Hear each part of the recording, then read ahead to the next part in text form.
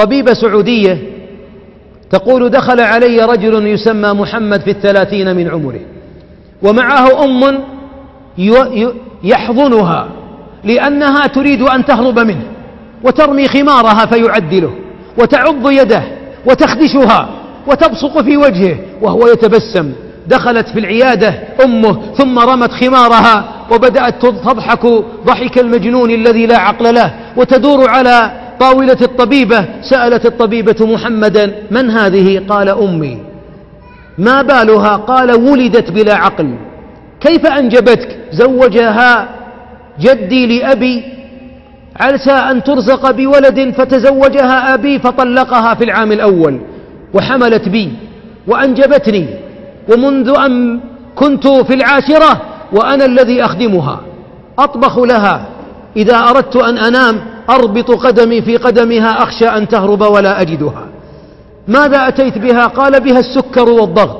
والأم تضحك وتقول: أعطني بطاطس، فيعطيها، تبصق في وجهه فيضحك ويمسح بصقتها. ثم قالت له: هذه أمك لا تعرفك؟ قال: لا والله ما تعرف أني ابنها، لكن الذي خلقني يعلم أنها أمي. ثم قالت: يا بني، وتناديه: أنت كذاب، ليه ما توديني المكة؟ ترى مكة في الشاشة. قال: الخميس يا أمي، أما قلت أني سأذهب بك في الخميس؟ فقالت الطبيبة: أتذهب بها وقد زال التكليف عنها؟ تذهب بها للعمرة؟ قال: كلما أرادت مكة أذهب بها، لا أريد أن تتمنى شيئا وأنا قادر على تحقيقه ولا أعمله لها.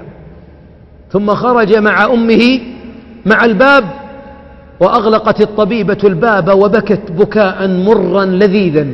قالت: سمعت عن البر، لكن أن أرى شابا أمه لا تعرفه وحياته تحت قدمي أمه يخدمها حتى يقضي الله بينه وبينها صفحة بر جميلة، قادر كان أن يرميها في مصحة للأمراض العقلية، لكنه أراد رفقتها ليبقى باب الجنة مفتوحا في حياته. اللهم لا تحرمنا فضلك.